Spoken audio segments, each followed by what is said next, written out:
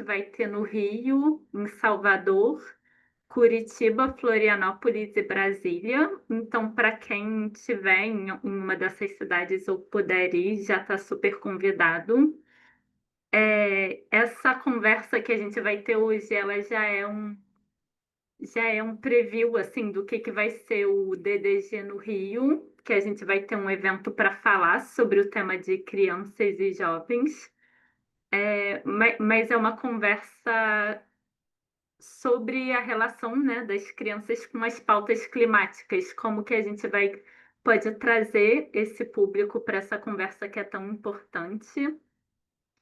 E a gente trouxe uma convidada super especial que eu já vou apresentar para vocês.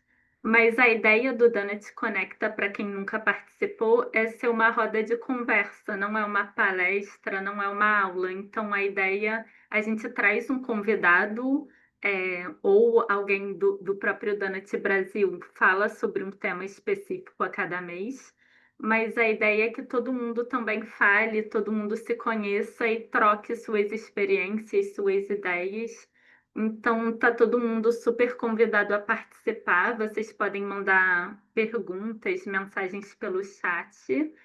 Mas assim que a Capitu terminar de falar, também vai ser aberto o espaço para todo mundo. Então, quem quiser abrir a câmera e falar, ou tiver alguma pergunta para fazer, é muito, muito bem-vindo e a gente vai adorar.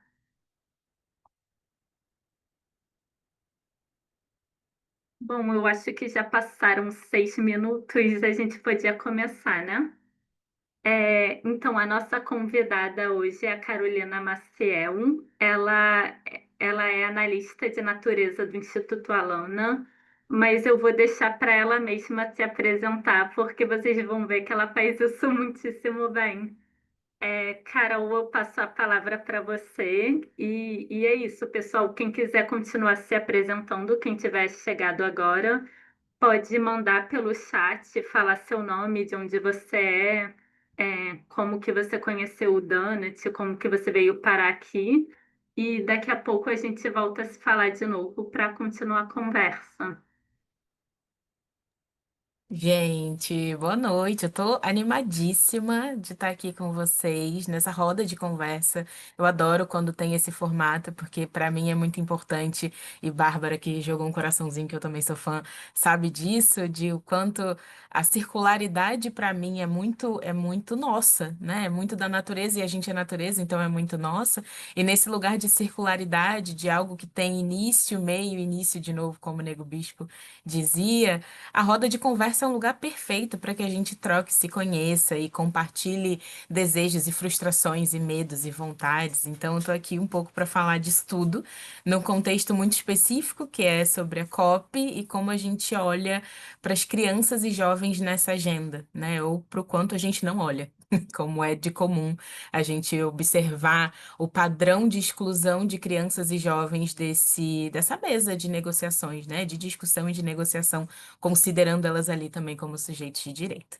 Então, eu sou Carolina Capitu, eu sou Carolina de nome de identidade mesmo, mas Capitu de apelido de infância, de um pai negrão que sabia que Machado de Assis também o era, e muito fã de Machado de Assis. Quando eu nasci, falou: Nossa, olhos de Capitu. E aí ficou. Então, Capitu, Carol, tô aqui, podem me chamar.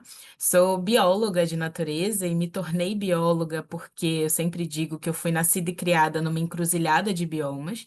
Eu nasci na Mata Atlântica do Rio de Janeiro, mas eu cresci em Timon, no Maranhão. E aí, a pessoa de São Luís que se apresentou aqui no comecinho, ó, amo São Luís, amo Maranhão. E vivenciei um pouco da Amazônia Maranhense também, nesse longo caminho que é o Maranhão, Maria Luísa. E em Teresina, no Piauí, vivenciando também a Caatinga piauiense. Então é uma encruzilhada de biomas que me trouxe esse lugar de uau. Tem tanta diversidade, é tudo tão diferente. E a gente, analista de natureza, eu adoro.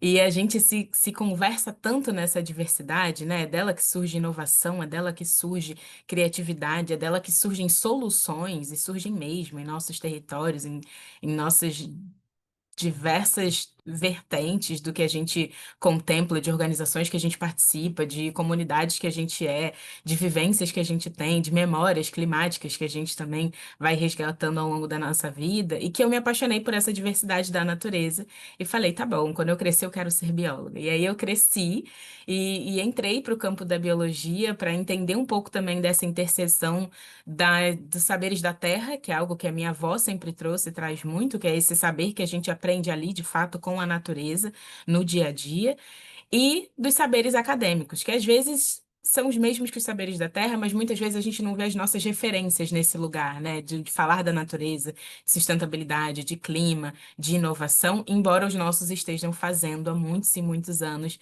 nos seus territórios diversos, Brasil e mundo afora.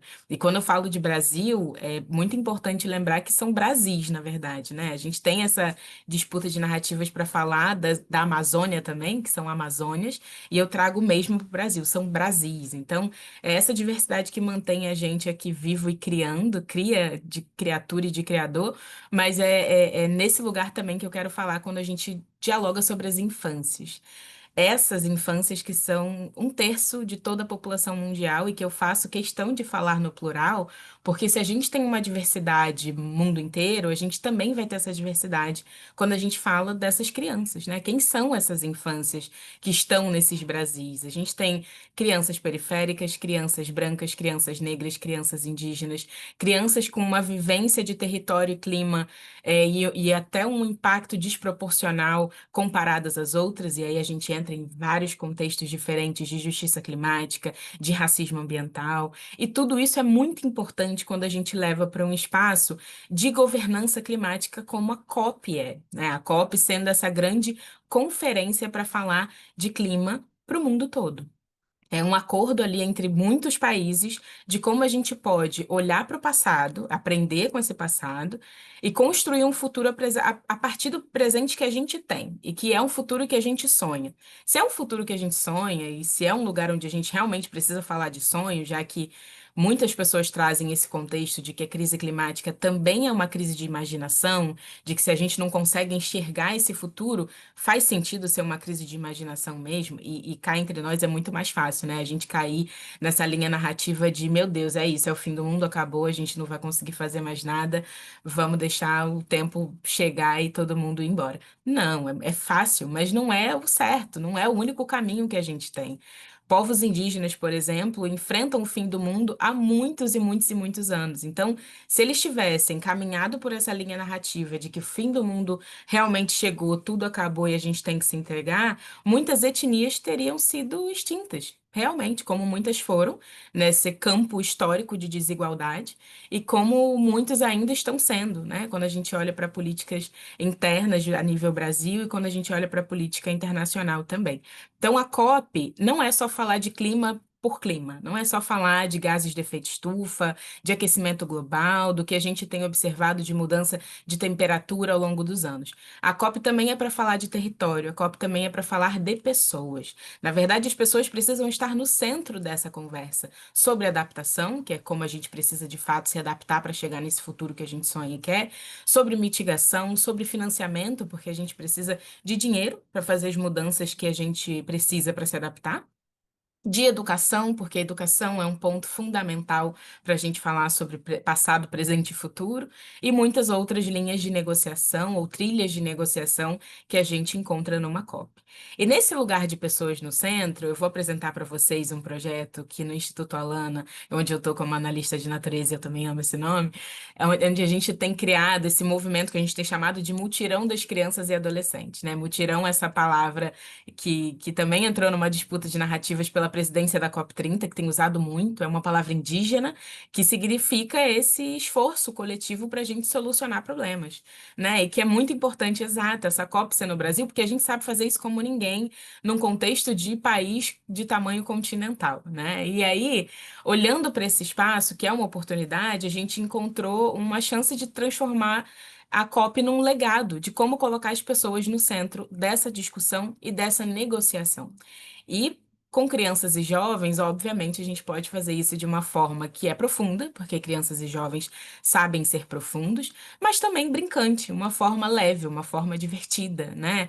As crianças estão nessas páginas de relatórios diversos da ONU e de várias outras instituições de que são a parcela da população mais impactada pela crise climática, e são mesmo. Hoje a gente tem aí um número absurdo de crianças que enfrentam a crise climática de uma forma desproporcional quando comparada a adultos, e aí a gente encontra duas características nesse público, né? Elas são vulneráveis e vulnerabilizadas.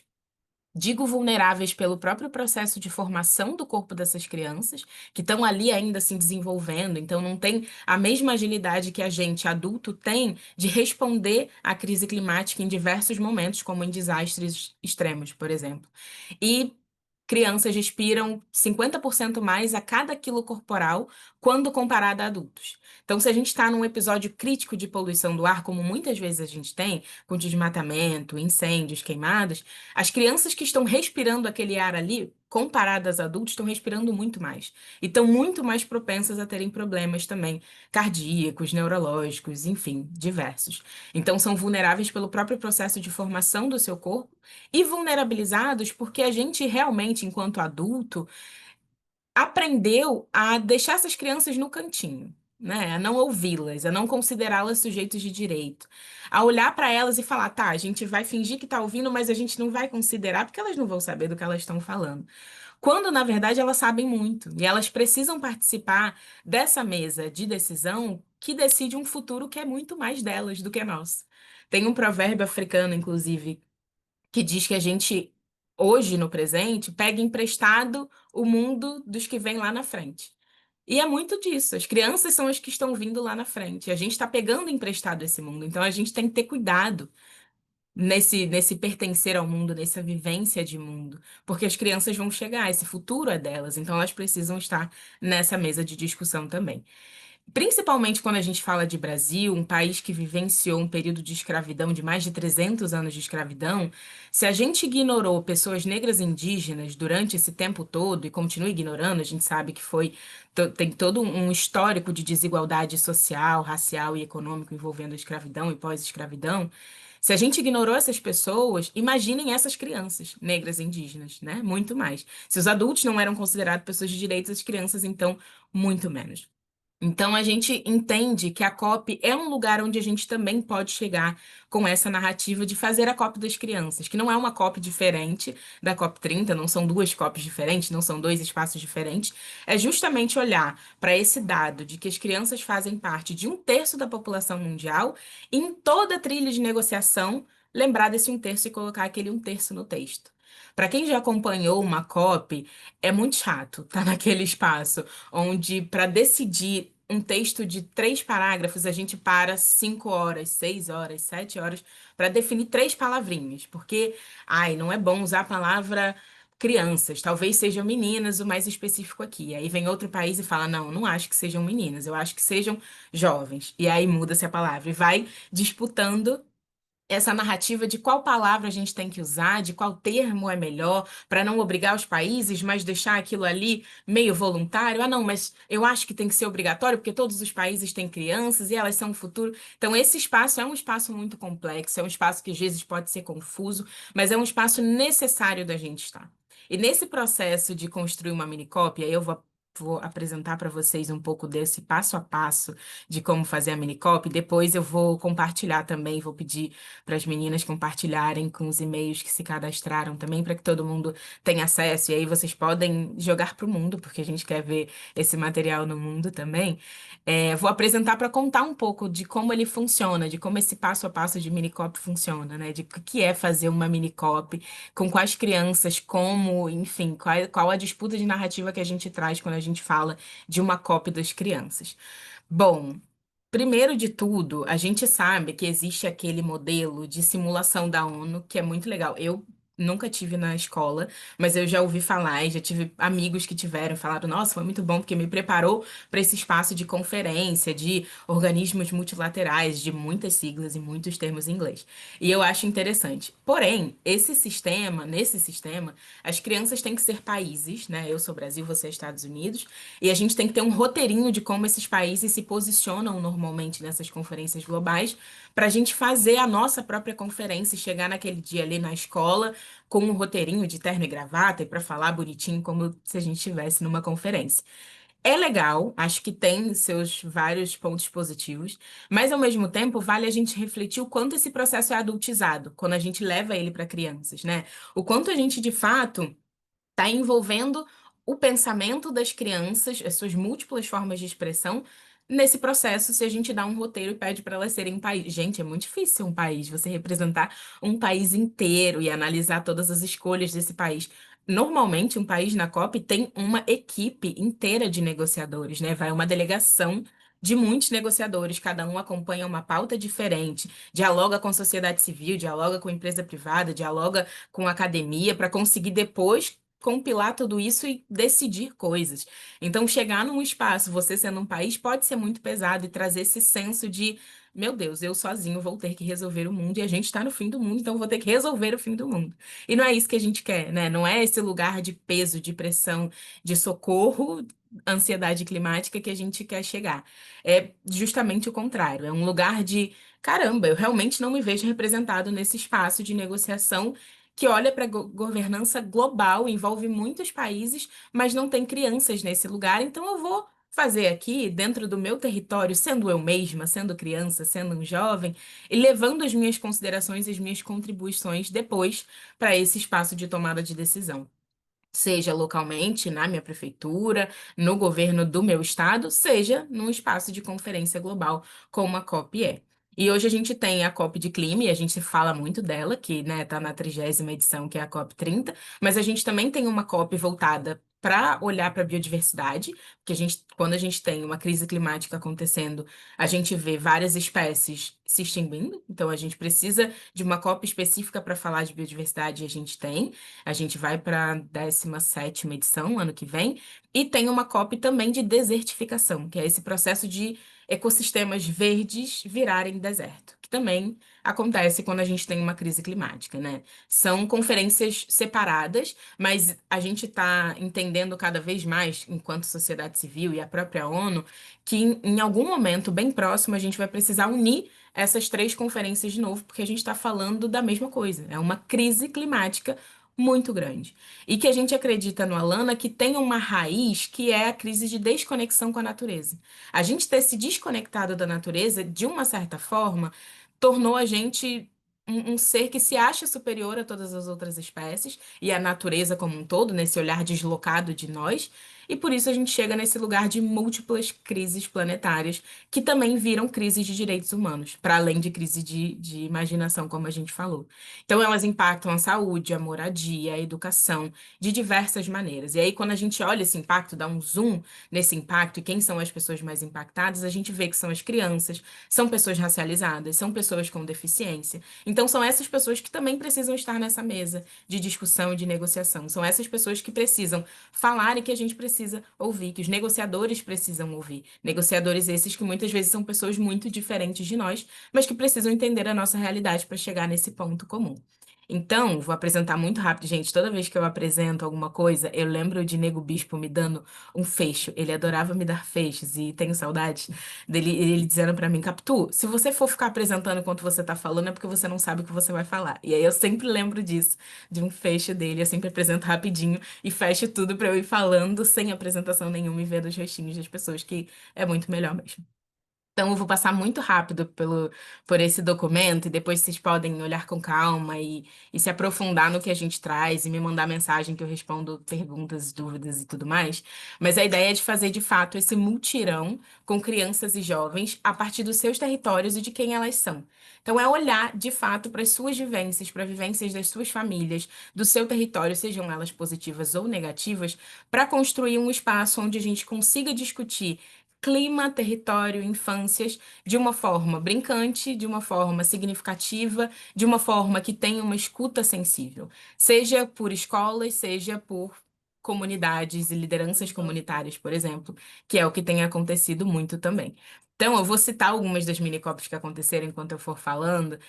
A gente fez, a primeira delas foi no Jardim Pantanal, não sei se tem alguém de São Paulo aqui, mas é a extrema zona leste de São Paulo. Jardim Pantanal, como o próprio nome diz, é uma zona que já passou por muitos alagamentos, né? E isso envolve muito racismo ambiental também, porque as pessoas mais impactadas por esses alagamentos e enchentes são pessoas negras e são pessoas pobres também. A gente vê isso como um padrão, e isso é o racismo ambiental, né? Esse padrão de quem são as pessoas mais afetadas. Elas têm uma cor bem definida, elas têm um endereço bem definido, elas têm uma classe social bem definida e às vezes um gênero, porque as mulheres são as mais impactadas, mulheres e Fone não tá meninas também. funcionando. Opa, acho que tem alguém falando, gente. É alguma dúvida? Ah, não, tá tudo bem, tá tudo bem. A gente, a gente gosta quando essas coisas acontecem porque é uma roda de conversa viva, gente, tá tudo certo. Mas a gente puxou essa primeira mini COP no Jardim Pantanal com crianças de uma escola que a gente já atuava olhando para o desemparedamento, essa palavra imensa que minha dicção às vezes falha, mas as crianças falam de uma forma rápida que eu sempre me impressiono. É justamente olhar para uma escola e entender como a gente pode aproveitar a natureza como amiga e não como inimiga. Como a gente tira esse concreto que a gente cismou em envolver e se cercar dele e faz uma escola verde, faz uma escola desemparedada, uma escola que vê a natureza como parte da sua pedagogia. Então, nessa escola, onde a gente já tinha esse grupo de alunos que era muito engajado em meio ambiente, em clima, a gente puxou essa conversa sobre: vocês sabem o que que é COP? E vocês querem fazer uma mini COP aqui nesse espaço? E aí, no começo, a gente apresentou de fato o que era uma COP, o que era o impacto climático, e isso eles já tinham uma noção, porque obviamente eles sentem na pele. E quando a gente perguntou quem eles achavam que participava mais de uma COP, eles falaram: ai, Capitu, com certeza crianças.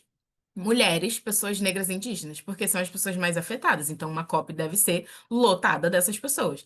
E a gente mostrou uma foto das delegações que compõem esse espaço de COP. Gente, essas crianças ficaram tão indignadas quando eu mostrei essa foto, porque eram só homens, e em sua maioria homens brancos. Então, eles olharam e falaram: Capitu, como assim não tem criança? E Capitu só tem duas mulheres. E não tem nenhuma pessoa indígena, Capitu. Ah, não, Capitu, não, não pode ficar assim. E aí eu adorei porque foi uma indignação que não levou para esse espaço de paralisia, de meu Deus, é isso, eu não sou representado, acabou o mundo. Não, foi um lugar de: tá, eu tô indignada e eu vou mostrar que eu consigo fazer uma conversa dessa aqui também com os meus, e a gente consegue elevar o nível dessa conversa localmente e talvez globalmente também, se for interessante. E foi muito legal, porque eles construíram exatamente esse espaço de COP a partir desse ponto um, né, de que a gente conversou sobre uma COP, como ela se organiza, quem participa, e eles entenderam e adaptaram para os seus territórios. Então aqui eu botei que a COP ela se divide sempre em dois espaços, que é a Blue Zone, que é a zona azul, e a Green Zone. A Blue Zone, ela é mais excludente, só participa dela quem tem uma certa credencial, você não entra sem credencial, não é todo mundo que participa desse espaço. É um espaço também com uma linguagem menos acessível, muitas siglas, muitos termos em inglês, muita coisa que às vezes foge da nossa zona de conforto para adultos e crianças. Enquanto a zona verde, a Green Zone, ela é mais aberta, você não precisa de credencial para entrar, tá tudo certo. E eles odiaram saber dessa zona excludente, falaram: "Ah, não, aqui na nossa mini copy a gente não vai fazer assim. Tanto a Blue Zone quanto a Green Zone vão ser abertas para todo mundo, mas a gente gostou sim de credencial porque é chique. Então, no dia da Minicopa do Jardim Pantanal, a gente desenhou uma credencial para as crianças e todos eles estavam com suas credenciais muito que belas, ali dizendo seu nome, sua idade, de qual escola ou bairro eles estavam falando. E foi muito interessante ver que eles adaptaram para a linguagem deles e para o que eles acreditam, que é um futuro igual para todo mundo. É um futuro onde todo mundo pode acessar sim esses lugares onde se decide o futuro. Outra parte também que me chocou muito e me deixou super contente de ver o caminho que eles levaram foi quando a gente falou dessas salas onde as negociações acontecem, né? Que são salas de negociação, é o nome. É lá que se negociam textos imensos e passam-se horas negociando uma palavra ou outra para de fato bater o martelo, e é isso que a gente vai decidir para o mundo inteiro. E aí, uma das crianças me falou assim: Capitu. Eu acho muito errado falar que a gente está negociando um futuro se tem poucas pessoas ali representadas. Não é melhor a gente chamar de salas de diálogo? Eu falei, ótimo, é isso. E que era salas de negociação virou sala de diálogo. Nesse lugar de a gente vai dialogar sobre o futuro e chegar num espaço comum se houver representação. E foi isso que aconteceu. Na Minicop do Jardim Pantanal, essas crianças fizeram salas de diálogo onde elas criaram essas pontes aqui, essas percepções aqui com outras crianças e adolescentes, mas com o território, com o clima que elas estão inseridas também. Para chegar nesse lugar de conversar sobre clima e território, elas também perguntaram muito, envolveram suas famílias. E isso é uma coisa importante que a gente, quando fala do engajamento de crianças e jovens, é sempre legal pensar assim para o nosso território mesmo, né? O quanto envolver escolas tem uma potencialidade muito grande, já que elas são ali uma infraestrutura muito bem distribuída pela cidade inteira, por todas as cidades. Então, é ótimo começar um movimento pelas escolas, porque elas vão se multiplicando. E as crianças também têm esse potencial de multiplicarem para as suas famílias, para os seus vizinhos, para os seus territórios como um todo. Então, a gente levou esse dever de casa de fazer uma pesquisa de memória climática com as suas famílias de como era o seu território no passado. E aí vários deles disseram, não, mas a minha avó falou que nesse rio aqui, que hoje é um valão para mim, porque eu acho que é um valão, a minha avó nadava. E ela lavava roupa. E o meu avô pescava peixe. Então, para mim, isso não funciona mais, porque o rio tá muito sujo. Como que a gente volta, Capitu, para esse lugar do passado de ter um rio limpo? Né? Isso também é falar sobre adaptação, isso também é falar sobre mitigação, também é falar sobre financiamento, porque a gente precisa de dinheiro para conseguir despoluir esse rio, por exemplo. Então, eles criaram pontes entre esses olhares do que é o território, de como o clima impacta o território e de como essa conversa chega lá na COP. O que que eu falo aqui sobre poluição e o que que a COP fala sobre poluição? E o que que isso da COP tem a ver comigo, tem a ver com o meu território? E como eu posso fazer ter a ver, se não tiver? Então, eles levaram todas essas discussões para essas salas de diálogo, conectando o clima, o território, as famílias, sendo protagonistas dessa discussão, né? Eu achei ótimo algumas famílias quererem participar também, e a gente sempre estava ali lembrando, olha, as crianças são as protagonistas, podem ficar participar e estar aqui como ouvintes, mas as crianças são as protagonistas, vão mediar, vão falar, vão perguntar. E foi muito interessante ver os adultos também nessa posição de, caramba, eu tenho que ficar aqui ouvindo, eu vou ficar ouvindo e aprendendo com as crianças, que não é algo que se coloca muito facilmente em nenhum dos eventos que a gente faz enquanto adultos, né? Muito menos numa COP. Indo para a COP do ano passado, no Azerbaijão, com uma delegação de crianças, eu vi muito disso acontecer, né? De entender que, ponto um, o espaço da COP não é preparado para receber essas crianças ainda. A gente está num processo de desenvolvimento e de articulação com as presidências, né? Para construir, de fato, um espaço que seja acessível, seja amigável, seja pronto para receber essas crianças. Que um espaço bom para receber as crianças é um espaço bom para receber todo mundo. E as pessoas, os adultos, não estão preparados também para recebê-las. Eles não sabem ouvir, né? A gente não sabe ouvir nesse lugar de eu posso aprender com as crianças. Então foi legal ver que nessa minicop, nesse evento de um dia inteiro que rolou no Jardim Pantanal, os adultos estiveram ali, mas estiveram nesse lugar de eu vou ouvir e aprender com as crianças. Nessa minicop específica do Jardim Pantanal, a gente teve várias participações de pessoas do território, porque as crianças acharam que era muito mais importante ter as pessoas do território ali envolvidas. E isso varia de minicop para minicop, que foi algo que eu achei muito legal também, que eu sempre, quando eu falo de minicop, eu digo que é a grande riqueza que a gente tem, linkando com o que eu falei de biodiversidade, de diversidade no começo, é o quanto esse material que eu mandei para vocês e que eu vou mandar aqui no chat também, ele se adapta aos territórios e, de fato, faz dos territórios o ponto central da discussão sobre clima. A gente viu esse mesmo passo a passo, esse mesmo evento acontecendo no Jardim Pantanal com crianças, com 400 crianças, e a gente nem esperava esse número todo, tá? Eram 200 crianças a princípio, mas o território todo ficou curioso para saber o que era uma COP e muito mais o que era uma mini COP. Foram 400 crianças de 4 a 17 anos que participaram de atividades e ações por essa minicop nesse território, mas a gente também viu acontecendo na Maré, no Complexo da Maré, aqui no Rio de Janeiro, e foi muito legal, e no território indígena Iauanauá, que também aconteceu, se eu não me engano, em julho, enquanto eles faziam uma COP para os adultos, eles decidiram também fazer uma COP para as crianças, e foi super interessante ver essa perspectiva de um mesmo material, um mesmo passo a passo, se adaptar nos territórios, porque é isso que a gente quer, né? De fato, era isso que a gente também queria que acontecesse na COP, quando a gente faz esse rodízio de países que recebem a COP, que ano passado foi Azerbaijão, esse ano é Brasil, ano que vem é Austrália, é também conhecer um pouco das riquezas e das desigualdades que esses países e essas cidades que recebem a COP estão enfrentando, e como isso dialoga com o clima, e como a gente entra nessas realidades múltiplas e decide a partir delas também, né? Então, na Minicop de Jardim Pantanal, eles fizeram ali no movimento Nós e Nós Mesmos, com vários artistas e pessoas que eles admiravam do território, foi muito legal. Na Maré, eles já quiseram fazer diferente, chamar pessoas de fora da Maré também, num lugar de vamos colocar a periferia no centro dessa discussão, e foi super interessante. Eles convidaram, inclusive, a ministra Aniele Franco, ela foi, participou. Ela, como uma pessoa que nasceu na Maré, que se criou na Maré, né? Enfim, tem toda essa lembrança também, boas e ruins, do que é o impacto do clima nesse território. E a primeira-dama Janja também participou, então foi muito interessante ver as crianças apresentando tudo o que elas fizeram durante uma mini-COP para elas duas e para quem estivesse ali participando. Ao contrário do Jardim Pantanal, que fez em um dia de evento, o pessoal da Maré fez durante uma semana. Então, durante uma semana, eles fizeram várias atividades. De bate-papo, que eles chamaram de papo climão, não era mais diálogo, salas de diálogo, era papo climão, climão também muito bom.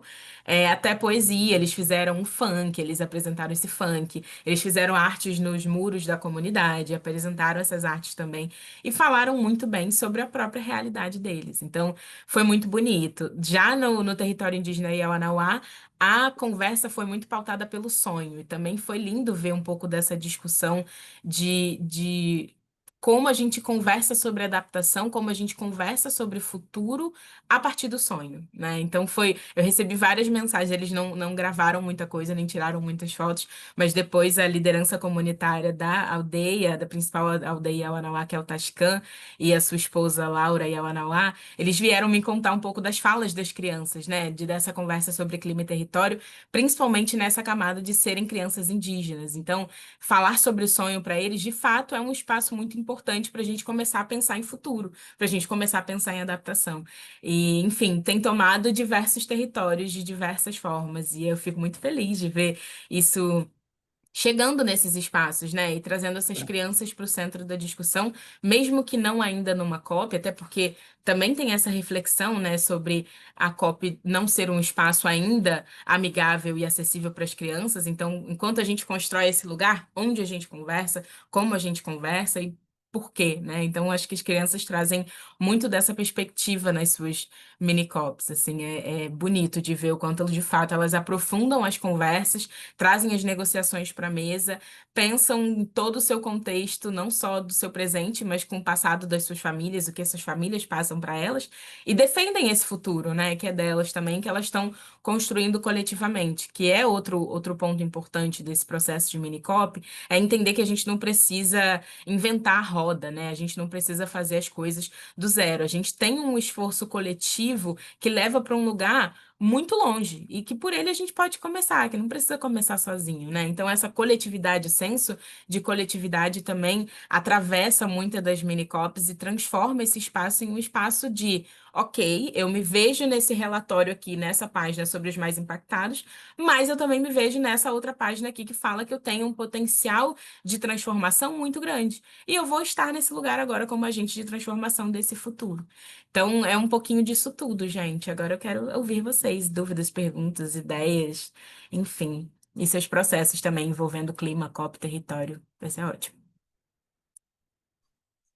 Olha, primeiro, vou falar. Que tema lindo! Ó, que bonito falar sobre isso, sobre crianças, COP, o quanto que isso é importante, sabe? Parabéns pelo trabalho, pela apresentação. E é muito legal você trazer essa sua perspectiva, né? Porque é isso. As crianças é um público que, em geral, não é muito falado, e aí a gente começa a desdobrar, imagino eu, que não só nas crianças, mas em todos os grupos que são minorizados no geral, e que muitas vezes acabam não tendo local de fala, né? Local de escuta também. E quando você traz falando sobre essa questão de traduzir os conceitos para aproximar isso é muito rico no sentido de que as pessoas começam a fazer parte disso, né? Eu vi uma pesquisa, não lembro exatamente agora de qual foi o veículo da pesquisa-fonte, mas foi realizada lá em Belém, e pensando nisso, né, de quanto que a gente consegue mobilizar os públicos, né, que acho que era 71% da população de Belém não sabia o que que era COP, mas 78% sabia que ia ter alguma coisa lá. Então, assim, aí são números que você percebe o quanto que as pessoas, de fato, ainda são excludentes disso, né? E eu digo pessoas no geral, assim, a gente até que está, de certa forma, um pouco inserida nesse meio, ainda assim tem muito que a gente não consegue, é complexo, são temas complexos, e o quanto que a gente consegue aproximar essas pessoas, eu acho que essa é a verdadeira riqueza que a gente pode tentar trazer nesse processo, né? Especialmente aqui agora no Brasil, que a gente tem um pouquinho dessa chance, ter esse tipo de conversa é muito importante, assim, só queria parabenizar. Obrigada, Pamela. Eu tava lendo aqui comentário também de Orlando, que eu acho que já foi, mas ele falou muito da COP 92, em que foram muitas crianças falar sobre clima e que isso sumiu um pouco, né? E de fato, né, como a gente percebe esse histórico de crianças nessa pauta e faz um balanço de contexto geopolítico para entender o quanto elas foram mais invisibilizadas do que já eram, então a gente precisa falar mais e ouvi-las mais, né, nesse lugar de fala, lugar de escuta. Amei que você trouxe isso. Vou deixar aqui no chat também uma outra pesquisa que a gente fez recentemente, que a gente vai lançar também na COP novamente, sobre exatamente o histórico de menções às crianças nos documentos oficiais da COP, desde a COP 1 até a COP 29, que foi a última. Então, qual é o número de citações de meninas, de crianças, de adolescentes, de jovens, né, de termos assim próximos à criança que a gente pode ver e os anos correspondentes dessas citações para que a gente perceba uma mudança ou outra, ou um tema que a gente pode influenciar mais, que a gente pode advogar mais, né? Por exemplo, o termo Futuras Gerações, de 1992 até 2010, tinha nove citações a futuras gerações, e isso caiu de 2011 até 2024. A gente só teve quatro citações, né? Então, por que não foi tão falado sobre gerações futuras? Já sobre crianças, foi de duas citações em 1992 e 2010 para 77 em 2018 e 2024. E ao mesmo tempo a gente vê a participação de crianças crescendo nesses espaços de COP, né? Na COP 29 eu fui com seis crianças. E aí eu vi muito mais delas ali nesse espaço. Enquanto na COP 25, se for comparar, não tinha quase ninguém também, assim, de representação de crianças e jovens. Então isso também tem crescido, tem sido uma pauta bastante discutida entre essas crianças e jovens, e é bem legal ver eles ocupando esses espaços mesmo.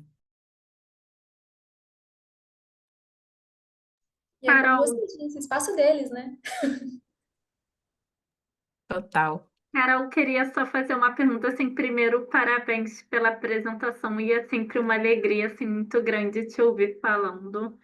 E eu queria que você contasse um pouquinho, se puder, o que que você está esperando para essa cópia. Você falou um pouquinho comigo e com a Ana antes, e eu acho que seria legal partilhar com o pessoal, quais são é, o que que você está esperando para essa próxima cópia, com as crianças, quais estão sendo as pautas levantadas por elas, o que que você acha que elas esperam como resultado. Não sei se você puder falar um pouquinho sobre isso, acho que seria legal. Maravilha, gente. Eu acho que a primeira coisa que sempre me vem à mente quando eu olho para essa COP e tento imaginar o que ela vai ser é a participação da sociedade civil, mesmo que não seja nesse espaço onde a gente precisa de credencial para entrar, que a gente sabe que vai ser reduzido mesmo o número de pessoas com credencial, mas na COP 30 como um todo, na Blue Zone, na Green Zone, nesse espaço oficial de conferência, o que a gente espera é uma manifestação maior dessas pessoas da sociedade civil pautando ali todas as demandas que elas têm, que elas não conseguiram levar nas últimas quatro COPs, porque a gente não fez COPs em países democráticos. Então, depois de 4 anos, a gente vem para um país democrático, que é o nosso, e aí a gente vai conseguir, obviamente, protestos, a gente vai conseguir manifestações, passeatas, diversos tipos de de demandas de pessoas nesse espaço público. E eu acho que vai ser lindo, porque a gente vai ter ali povos indígenas pautando sobre as temáticas indígenas, a gente vai ter juventude falando sobre crianças e jovens, a gente vai ter diversas dessas populações minorizadas, como a Pamela trouxe, e que foram vulnerabilizadas nesse lugar de clima. E por que foram vulnerabilizadas, né? A gente fala isso porque antes da crise climática, outros fatores de desigualdade social já tornavam essas comunidades vulnerabilizadas. E a crise climática agravou esse processo. Então, elas estarão ali, essas pessoas estarão ali. Claro, a gente sabe que tem vários conflitos de preço de hospedagem, de passagem também agora para Belém, mas na medida do possível e do impossível também, agora num país democrático, eu vejo que a gente vai ter mais força de manifestação, principalmente da sociedade civil. Outro ponto muito interessante que eu espero, assim, olhando para a participação das crianças também, é que a gente consiga ter uma diversidade de pessoas como observadoras nas salas onde as negociações acontecem, olhando para comunidades e para organizações que se tornaram observadoras no último ano. Isso é um títulozinho que uma observação, que uma organização recebe quando ela se inscreve na partezinha da ONU que cuida de clima, que é a UNFCCC, e consegue essa credencial específica para ser observadora de uma negociação. De duas COPs para cá, eu já vi muita coisa mudar, então eu acho que nessa também a gente vai ver uma representatividade maior de mulheres, de pessoas negras e indígenas, de comunidades de povos tradicionais diversas que a gente tem no Brasil, principalmente olhando para uma COP que vai ser no Brasil, né? Então, como abarcar essa diversidade? Tendo pessoas nessa sala onde a diversidade precisa se fazer. E acho que isso vai acontecer muito. As crianças também esperam por isso demais. A gente tem crianças indígenas, principalmente, dentro dessa delegação, e elas não se viram presentes em muitas outras COPs, e nessa elas estão com expectativa de se verem mais nas salas, falando línguas diversas e negociando sobre seus próprios territórios, que são muitos. É, eu tenho uma expectativa que a gente também avance com a pauta de financiamento e adaptação, principalmente adaptação. Mas financiamento foi uma pauta que ficou presa lá na COP29. A gente não chegou num senso comum, a gente, quando eu digo países, né? Não chegamos num senso comum de quem vai ter que pagar quem. E no fundo a gente sabe muito bem, né? A gente tem um dever de, quando trabalhar qualquer outra trilha de negociação da COP, a gente está falando de reparação histórica. A gente está falando de países, principalmente países do sul global, que é onde vivem 75% das crianças do mundo todo, são esses países que têm sofrido muito de forma desproporcional com a crise climática. E são países que foram colonizados, que foram roubados, que foram desmatados de alguma forma. Então é uma reparação também que se precisa fazer com países do norte global para o sul global. Mas obviamente a gente não chega nesse lugar de, tá bom, então eu vou financiar tão fácil, né? Os países do norte global estão sempre ali. Não, não vai rolar, não vou pagar, não vai ser dessa forma, tem que preparar mais. E a gente entende que a gente tem que agir no agora, né? Que não tem esse tempo de preparação, já que a gente está indo para a 30ª COP, assim, são 30 reuniões, imaginem. 30 reuniões falando sobre a mesma coisa. 30 reuniões com a mesmíssima pauta. E a gente não chega num senso comum para essa reunião. Então, assim, a gente já tem até a COP 31 sendo super organizada e com a agenda já em mãos. Então, como pensar numa COP nesse espaço de implementação, que é o que a presidência da COP tem feito, né? De fazer uma COP diferente. Essa COP a gente vai precisar implementar, vai ser aqui. Então, eu espero que muitos temas realmente se desenvolvam, né? Ou como diz Nego Bispo, antes da gente pensar em desenvolvimento, a gente tem que pensar em envolvimento. Então, como a gente se envolve antes para pensar em desenvolver, como a gente vai se envolver, como a gente vai se conhecer e reconhecer ali enquanto países que colocam as pessoas no centro das suas decisões de governança climática. Ana e Xavier. Ai, Capitu, que bom que eu vou te ver daqui a pouquinho, né? Eu fico pensando em duas coisas. Você trouxe que a indignação que você mostrou lá do Jardim Pantanal não foi uma indignação das crianças que paralisava, pelo contrário, acho que foi muito de ação e de proposição, né? Mas essa sensibilidade e essa vontade de fazer diferente ou de pensar em alternativas, é, ela também pode ir para um lugar de paralisia quando o contexto chega, né? Como você lida, porque né, as crianças também não, você não tem uma unanimidade nesse poder de ação, nessa vontade de ação. Eu acho que a sensibilidade pode ir para um lugar perigoso de que futuro é esse. Então, e aí isso também pode ser, olhando para o outro lado, eh, talvez um dificultador de uma empatia com o adulto. Eu acho que não é nem uma infantilização, não, porque como que a criança entra num espaço legítimo, representando um futuro que precisa também de uma escuta que é diferente, uma escuta inclusiva a partir dessa tradução, né, e desse entendimento para gerar outras coisas, mas que se incorpore de uma forma legítima nas negociações, no discurso e tal, e não ficar, ai, um evento legal. Não, ele tem um valor importantíssimo. Como que, o que que você pensa disso? Nossa, é muito doido, porque eu fico muito nesse lugar, né? De às vezes ter essa sensação de que, meu Deus, não tem muito mais o que fazer. E aí as crianças renovam esse sentimento em mim de que tem sim, mas a gente precisa começar agora e tentar juntos, né? E é um processo mesmo, com crianças e com adultos. Nisso que você falou, a gente tem construído muito conversas com os negociadores, principalmente, sobre por que que as crianças são as mais impactadas pelo clima, com dados, né? E com sugestões também de, ó, na pauta de adaptação você pode falar disso, disso e disso. Na de financiamento, por exemplo, financiamento, a gente tem 2% só de todo o financiamento global destinado a causas que falam sobre crianças, que tenham crianças ali como sua descrição, sabe, para receber um financiamento. 2% desse um terço da população.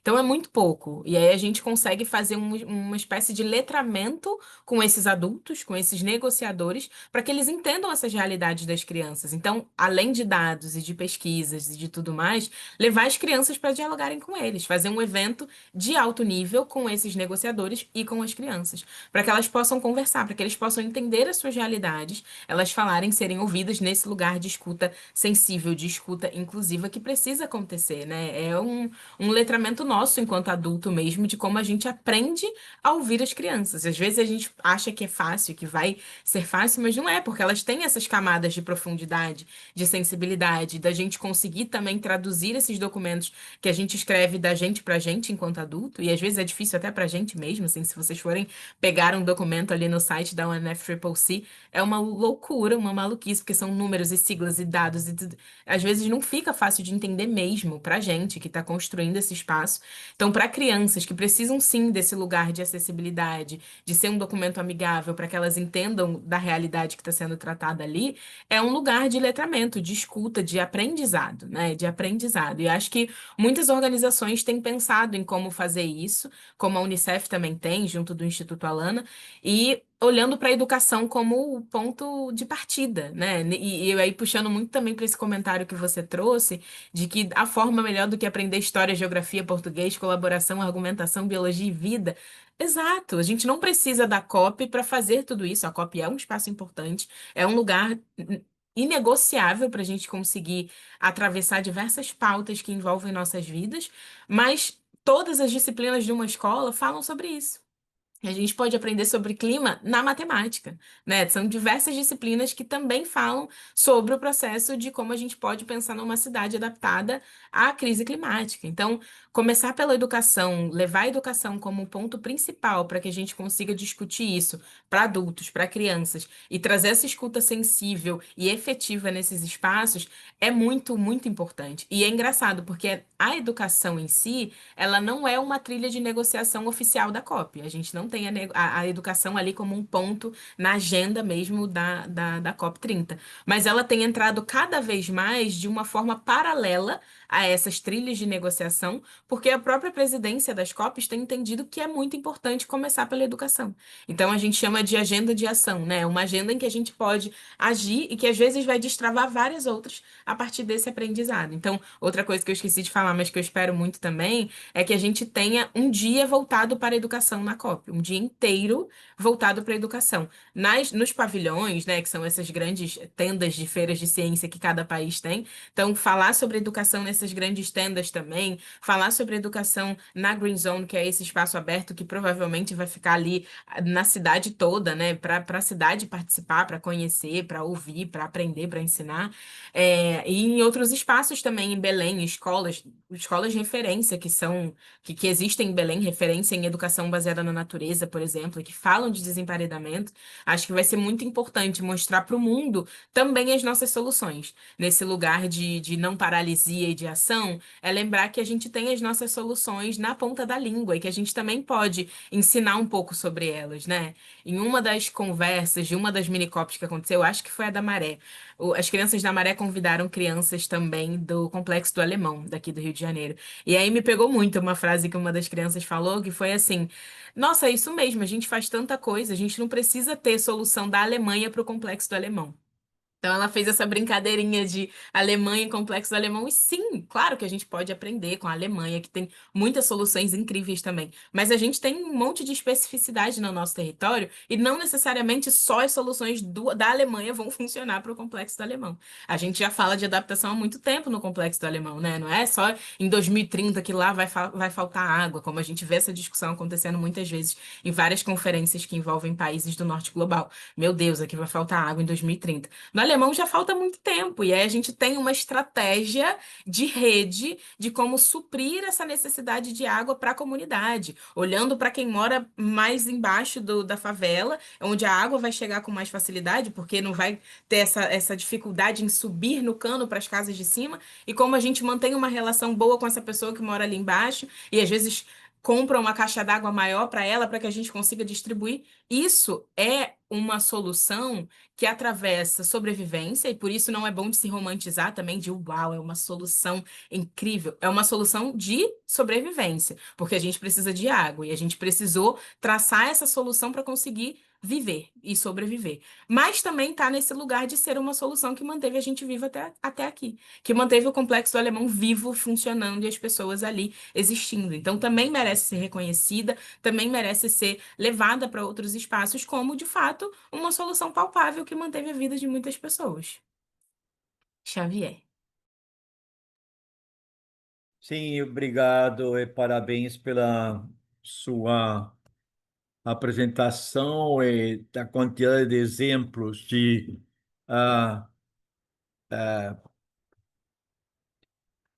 belíssimos da educação das crianças e da a imensa, infinita criatividade que elas sempre têm quando sabemos provocar elas e deixar elas intervir na vida social e no seu futuro. Eu queria fazer uma pergunta que de como na sua experiência com educação da juventude, sobretudo ambiental, etc., social, como você vê a educação de jovens, tanto no ensino elementar, médio e universitário, porque eu estou baseado na Bahia e, logicamente, que deve ter diferenças entre vários estados, mas aqui, é, é, apesar de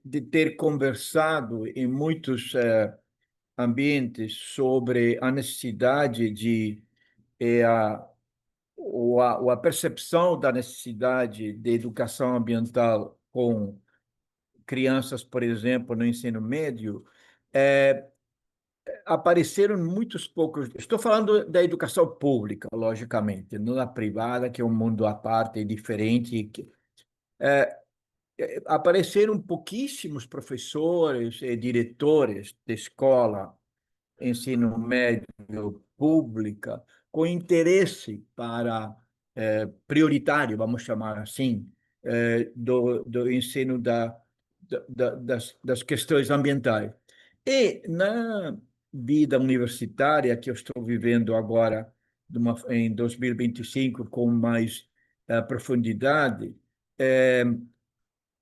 aparecem comportamentos um pouquinho de que chama a atenção. Por exemplo, tem uma alta consciência sobre o feminismo na universidade, uma alta consciência sobre o gênero e a diversidade de gênero, tem uma alta consciência sobre, às vezes, política até, mas nenhuma consciência sobre a administração de recursos, não? A economia de recursos em geral, uma surpreende muito a apetência pelo dinheiro nessa juventude, de ter dinheiro, não unicamente viver felizes ou harmoniosos ou dentro com uma comunidade feliz e próspera, mas se o dinheiro é uma apetência muito forte e a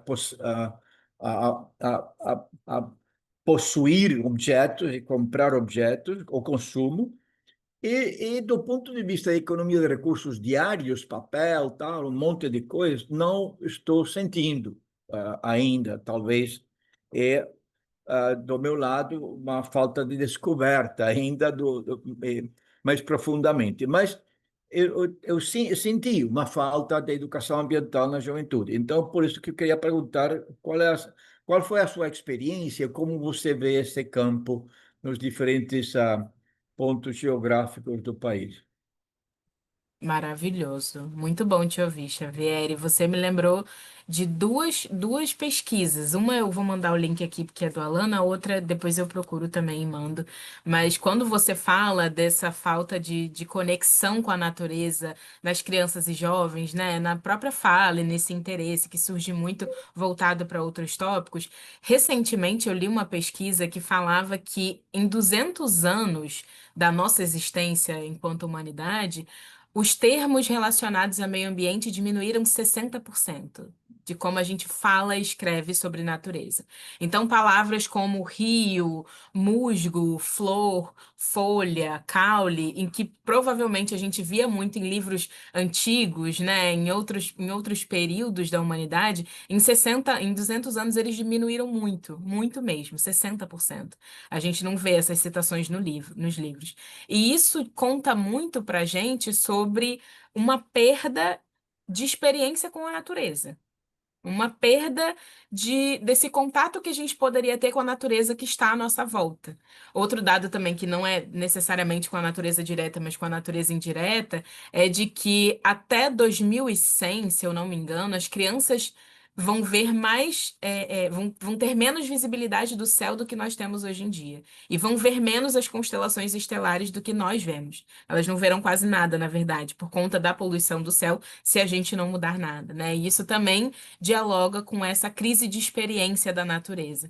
Então, eu sinto que a educação tem um papel fundamental nesse resgate mesmo, né? Como as escolas são o equipamento público mais bem distribuído nas cidades, que foi o que eu trouxe também numa fala passada, a gente pode sim começar a dialogar a partir das escolas, e aí públicas mesmo, e eu vou jogar a outra pesquisa aqui enquanto eu falo, nesse lugar de ter a educação ambiental e a educação climática, acima de tudo, no contexto pedagógico, enquanto a gente fala de biologia, enquanto a gente fala de matemática, enquanto a gente fala de geografia, com todas as matérias, né? Não como uma coisa à parte, mas inserida em todas essas. E aí eu gosto muito do conceito de educação baseada na natureza, porque leva exatamente a natureza como amiga no currículo escolar e na sua infraestrutura, né? Como a gente faz uma escola menos concretada, mais desemparedada, e que leva a natureza para as crianças e jovens como parte do que eles são, né? Eu não tive muito disso nas escolas que eu estudei, eu tive mais da minha vivência familiar, né, enquanto moradora dessa encruzilhada de biomas e que experienciei um pouco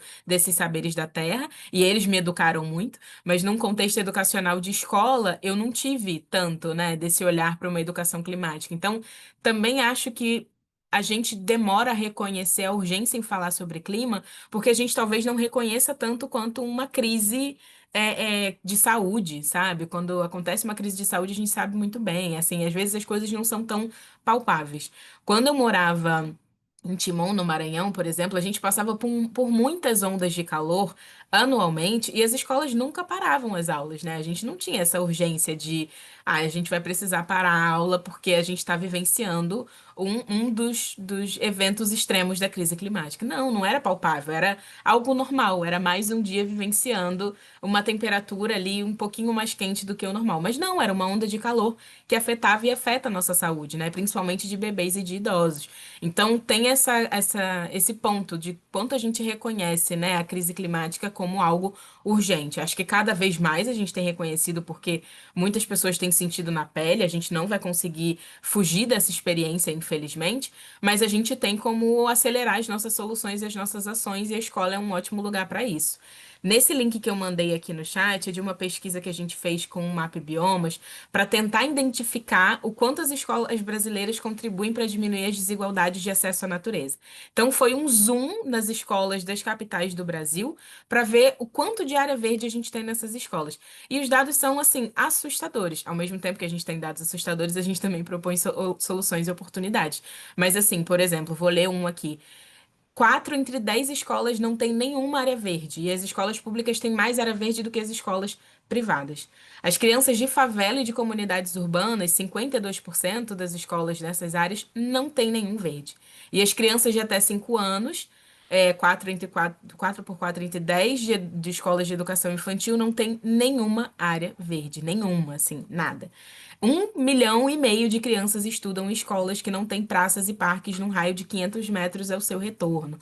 Ou essa aqui de mais de 370 mil crianças estudam em áreas localizadas em áreas de risco de desastre, como alagamentos e deslizamento. E quem são as crianças que estudam mais nessas áreas, ou quais são essas escolas? São aquelas que estão em favelas e áreas de comunidades urbanas, né? Enfrentam esse risco diariamente. Então, falar de escola, falar de clima também é falar um pouco de desigualdade social e de desigualdade racial, né? Então, o quanto a gente aproxima muito também dessas lutas nesse espaço de educação é muito importante. Olha para a escola como um lugar em que a gente pode demandar mais áreas verdes para começar a falar mais sobre clima, sobre meio ambiente e conectar mais a gente, as crianças e jovens, com a natureza. É algo que a gente sugeriu, inclusive, como oportunidade aqui embaixo, né? De remover o concreto, multiplicar praças e parques, para que a gente tenha pelo menos ali num raio de 500 metros do nosso entorno, refrescar as escolas e não só com um ar-condicionado, porque a gente sabe que não é uma solução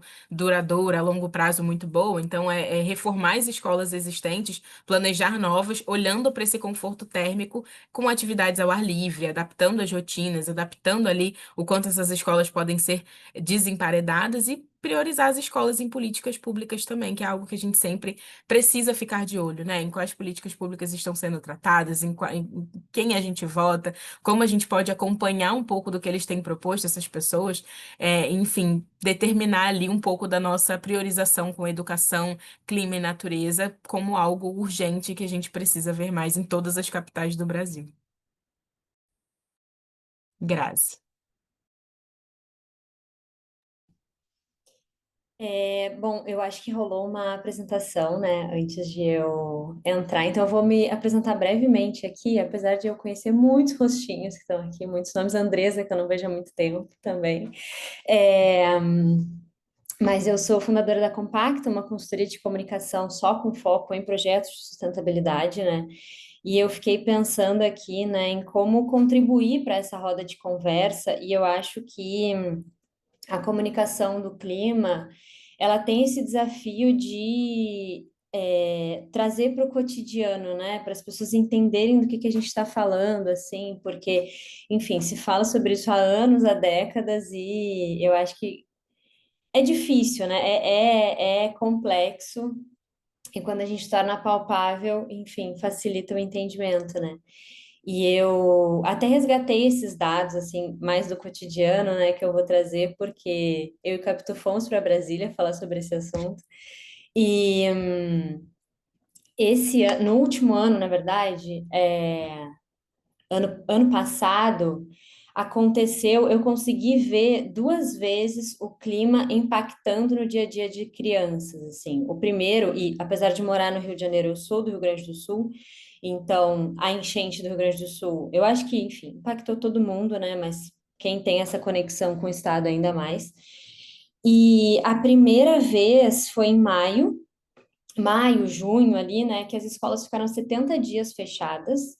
Então, pensem o que que isso representa no desenvolvimento de uma criança, de um adolescente, né? 70 dias é muita coisa, né, na vida de uma criança. E logo depois, em fevereiro desse ano, de 2025, teve o adiamento também do início das aulas por conta do calor extremo também no Rio Grande do Sul. Eu acho que foram 15 dias, eram 15 dias planejados inicialmente, eles conseguiram diminuir um pouco. Então, trazendo essa contribuição aqui para a gente trazer um pouco para o cotidiano, né, de que tá acontecendo já, assim, tá no nosso dia a dia, né? E tá afetando a vida dessas crianças.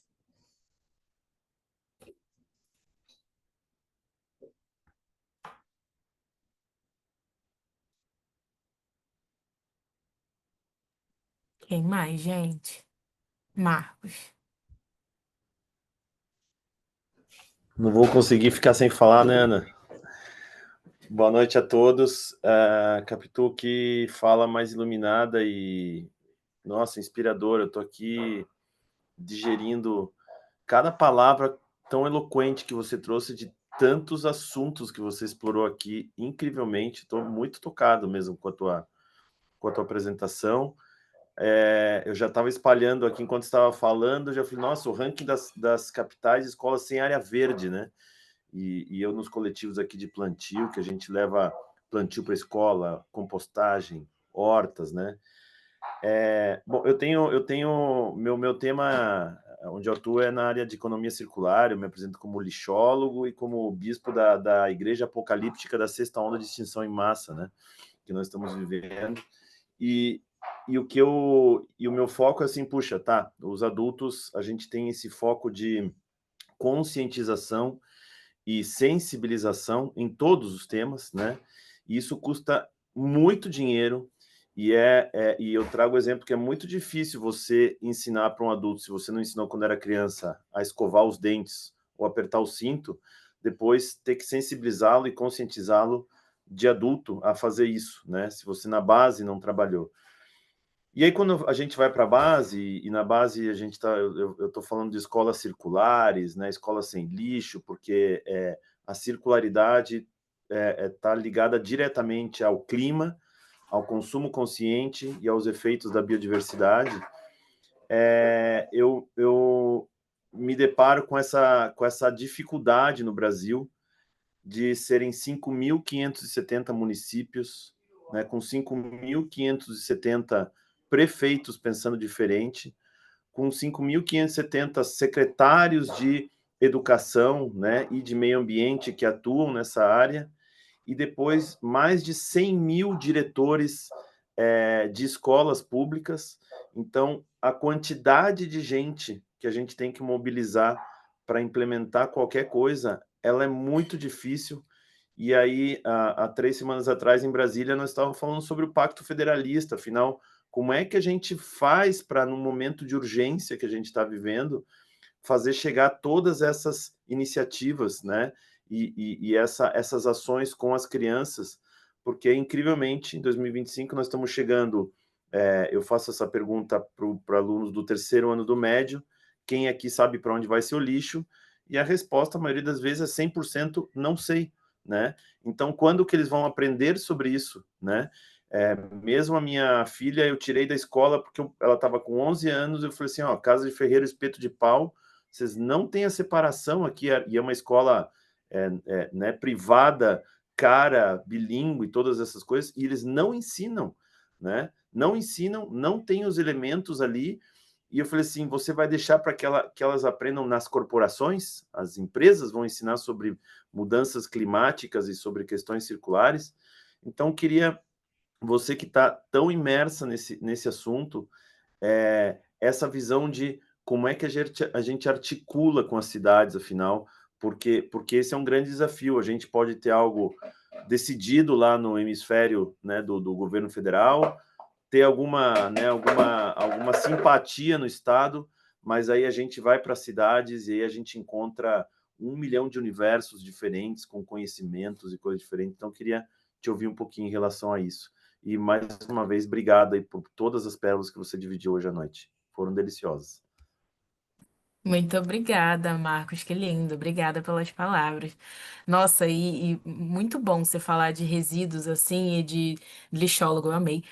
As crianças da Minicop do Jardim Pantanal, inclusive, elas falaram muito para mim sobre a questão do lixo no Jardim Pantanal, assim, nas ruas, e como isso ficava pior quando chovia e tudo mais. E foi muito interessante quando eu falei na Minicop, quem elas queriam chamar para discutir isso.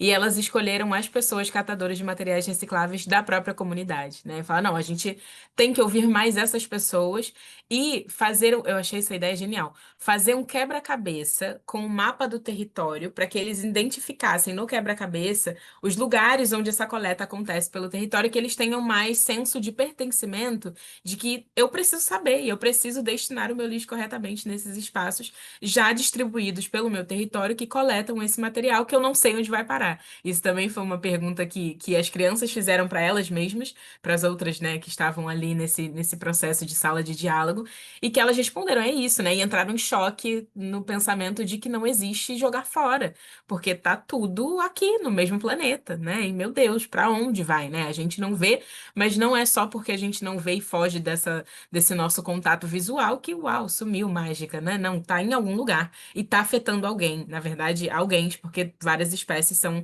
afetadas nesse processo também, além dos seres humanos, assim.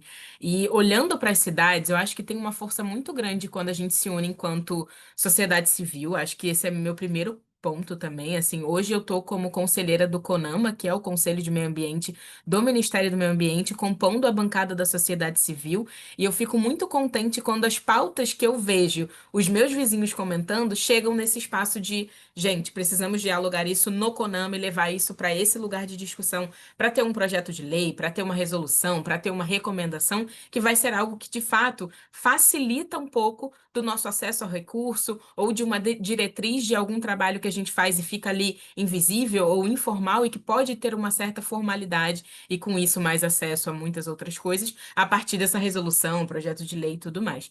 Por exemplo, esses dias a gente fez uma resolução sobre justiça climática e a gente levou isso para o CONAMA porque a gente tem dentro do Conselho de Meio Ambiente, nenhuma política dentro do CONAMA que fale sobre justiça climática e racismo ambiental. E a gente entende que é impossível. Em 2025 a gente não tem uma diretriz dessa a nível governo federal, né? Então a gente criou uma resolução e levou isso para uma consulta pública. E na consulta pública, inclusive, chegaram muitas pessoas relacionadas à economia circular falando, ó, coloca a economia circular dentro desse contexto de justiça climática, porque a gente está nesse movimento há muito tempo. A gente está falando sobre isso há muito tempo. Só não somos escutados. Então, nesse processo de consulta pública, de olhar para outros setores, de discutir num espaço que é nosso, sociedade civil, ou para quem é de empresa privada, esse espaço onde empresas privadas podem juntos conversar, seja Sistema B, seja Donut, seja vários outros que a gente tem como parceiros também, né? Acho que traz essa potência de como a gente discute cidade, se une enquanto organizações para conversar com quem a gente votou ou com quem a gente sabe que tem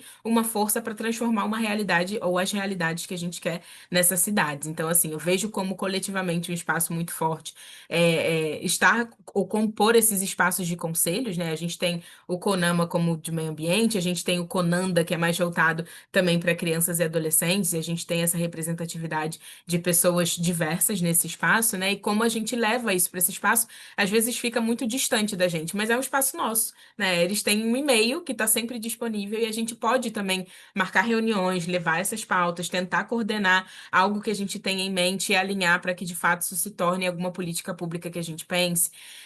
Acho que ficar muito atento também a projetos que estão sendo lançados voltados para esse lugar de clima ou de esverdeamento de escolas, principalmente. Eu estava olhando o programa Cidades Verdes Resilientes do Ministério do Meio Ambiente, também tem um escopo incrível, muito completo, muito complexo, e que a gente pode também compor, sabe? De mandar um e-mail, participar dos processos de gestão. Acho que isso fica muito aberto também e de forma online, o que é mais acessível ainda, já que nem todo mundo pode ir para Brasília o tempo todo para participar dessas agendas. Então, aproveitar também de quanto isso acontece num modelo online de como a gente participa. Nesses próprios conselhos de meio ambiente, de tudo mais, a gente tem, às vezes, algumas representações de pessoas que não necessariamente fazem parte do conselho, mas que representam a sociedade civil, representam o setor privado, representam uma prefeitura, um estado e que querem compor esse espaço também para falar um pouco sobre sua expertise naquele tópico. Por exemplo, hoje eu faço parte de um programa de qualidade do ar. Então, é olhar muito para como a gente cria um sistema que vai olhar para esses episódios críticos de qualidade do ar que a gente tem várias vezes, São Paulo, Rio, Manaus, Acre, e coordenar mesmo um padrão de escolas. Quando a gente chegar nesse número aqui de nível crítico de qualidade do ar, a gente tem que parar as aulas. Às vezes, realmente vai ser mais saudável as crianças respirarem dentro de casa do que fora de casa. Assustador, mas às vezes acontece. E essa diretriz, esse padrão já existe em outros países, né? Países vizinhos ao nosso na América Latina, por exemplo, de que se chegar num nível X de qualidade do ar que tá terrível, a gente vai parar tudo e vai soar alarme. E se chegar num nível muito crítico, a gente vai evacuar uma cidade. Então, como a gente traz isso para o Brasil também, né? É um diálogo que acontece com muitos setores. Setores que são a favor. E aí, claro, são setores normalmente sociedade civil, setores que são contra, e aí são setores de indústrias que sabem que jogam muito de gases de efeito estufa no meio ambiente, que obviamente não vão pautar por algo que reduza a chance deles de emitir mais. Então fica ali uma grande discussão que é saudável, porque, né, quando a gente fala de um país democrático, a gente parte desse princípio de ter uma discussão saudável mesmo, que olhe para diferentes pontos de vista, mas que a gente pode estar junto ali percebendo as realidades, pautando a nossa e discutindo, assim. Acho que a gente se fortalece muito nesses movimentos de aquilombamento, né?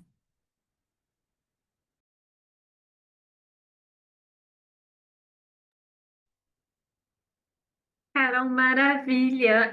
Queria te agradecer novamente, agradecer todo mundo. Acho que a gente vai precisar encerrar por aqui por causa da hora, mas foi muito rico. Queria agradecer a todo mundo também que fez perguntas, mandou mensagens no chat. Acho que enriqueceu ainda mais o debate. É, Quero convidar vocês novamente para acompanhar os eventos do Donut Brasil pelas redes. A gente tem o Donut Conecta uma vez por mês, mas em outubro a gente vai para o presencial, então a gente não vai ter essa conversa aqui online. Mas se vocês estiverem no Rio, em Brasília, Salvador, Curitiba ou Florianópolis, ou quiserem viajar para uma dessas cidades, vocês estão convidados a participarem. Muito em breve a gente vai começar a divulgar onde é que vão acontecer esses eventos, que dias vão ser, como faz para participar. Um deles a gente vai ter a Carol de novo, então para quem estiver no Rio, eu recomendo demais. Vai ser no dia 18 de outubro. E eu até mandei aí para vocês o convite, mas depois vocês vão ver nas nossas redes de novo. E é isso, Carol. Se você quiser falar mais alguma coisa, mas eu super agradeço já de você ter participado e te convido a voltar para os outros Donut Conecta, seja para debater com a gente, ou seja para trazer algum assunto que você queira. Gente, obrigada. Não, acho que é mais agradecer pelo convite e depois pela escuta, pela partilha. Foi realmente muito rico. Eu amei ouvir todos vocês e refletir junto e não ter resposta para muitas coisas, mas saber que a gente vai construir junto nesse meio do caminho. Eu acho que isso é o mais importante de tudo, né? Da gente olhar para essas múltiplas formas de expressão e de realidade e construir futuro junto. E acho que eu sempre falo de Nego Bispo, né, gente? Mas trazer essa última frase dele, que ele falava muito e que acho que faz muito sentido aqui, de que um rio não deixa de ser ele mesmo quando ele encontra outros rios, que pelo contrário, né, eles se fortalecem, eles têm ali um fluxo muito mais forte, mas ambos continuam com seus nomes quando eles estão ali sozinhos. Então, acho que cada um de nós aqui é um rio, a gente se encontra e faz um mar de reflexões e pensamentos e soluções, de compartilhamento de experiência, e a força está nisso, nesse grande rio que a gente é e na individualidade também que a gente traz. Então, obrigada. Obrigada, pessoal. Boa noite. Boa noite, gente. Tchau, tchau, gente. Boa noite. Boa Tchau. noite, boa Tchau, noite. obrigada. Tchau, tchau. Stop recording aqui.